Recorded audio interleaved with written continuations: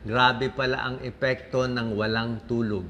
Okay? Kung konting puyat, okay lang. Pero kung madalas kayong puyat, ang daming bad effects sa puso, sa utak. Meron pang pag-aaral, yung mga laging puyat, higher risk, mas maagang namamatay. Minsan bigla-bigla sa accidents. Meron pala nangyayaring ganito. Okay? Tingnan natin yung bad effect.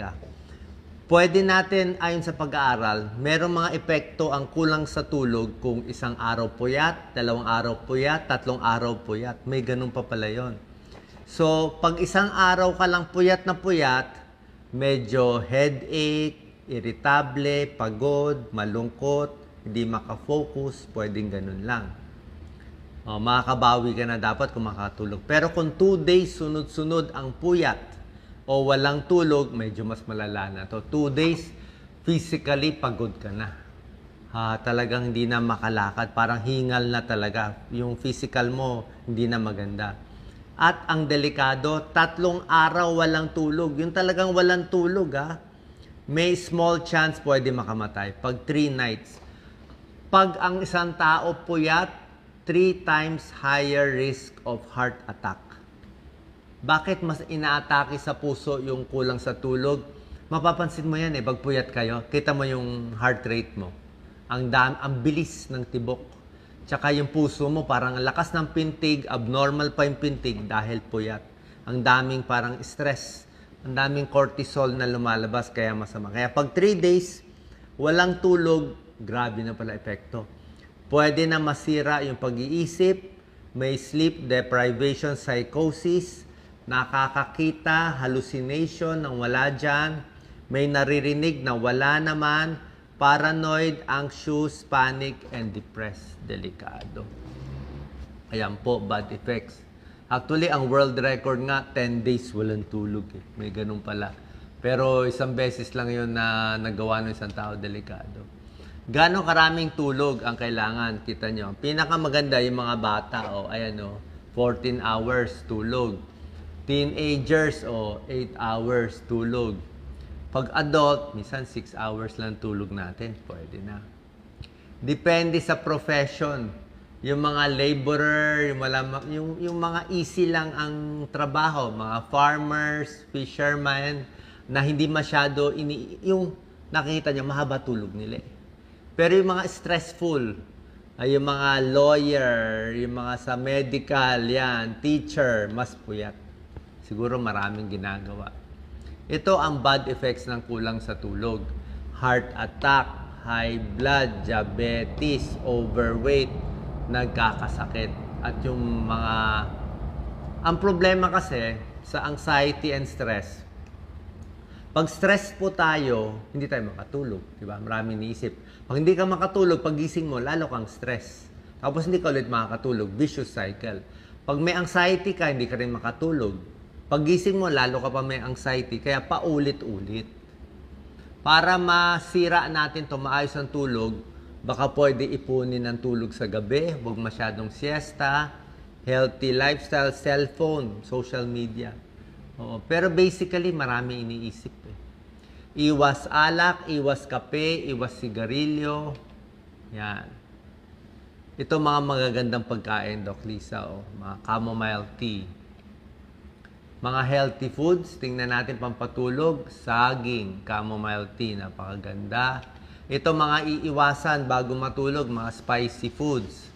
Curry, spicy foods, Tapos, pag kakain po tayo, dapat 3 hours before sleeping. Hindi pwede pagkakain matutulog.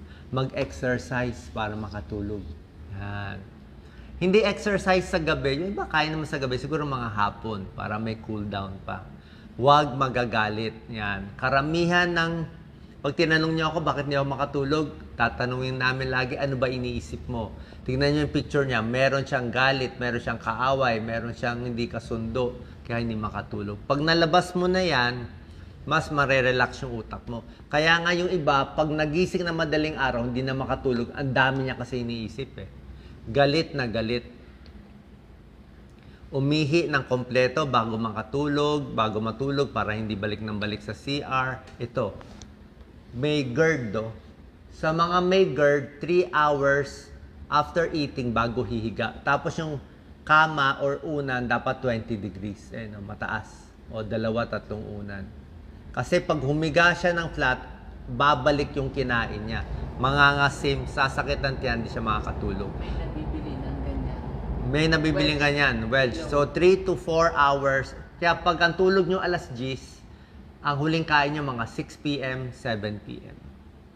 Ang pinakamagandang tulog, 10 o'clock to 11 o'clock. Ayon sa pag-aaral. Ang hindi magandang oras ng pagtulog, madaling araw, 1 a.m., 2 a.m.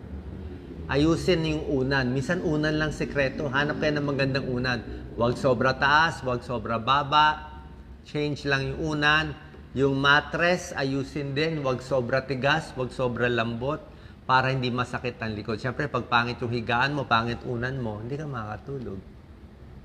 Yan, bawasan ang stress sa iniisip. Magandang prayer to actually. Sa mga religious, or hindi naman religious, sabihin mo lang, I've done my best for the day. Mga obsessive-compulsive, I have earned my rest, pwede na ako magpahinga. Pag gabi na, wag na mag-meeting, di ba? Wag mo na tingnan yung relos, may stress ka. Sulat mo na lang yung gagawin mo bukas. Wala tayong kaaway. We were kind for the day. So, pure joy and sound sleep. Pinakamagandang sleeping pill ay peace of mind. Okay? Pagdating naman sa gamot, ito ang problema. Yung mga sleeping pills na re-reseta ng doktor, una-una, mahirap makakuha. Special prescription pa eh. Hindi lahat ng doktor kaya magreseta. At sa experience ko sa sleeping pills, pwede mo lang inumin ng sleeping pills mga 3 days lang.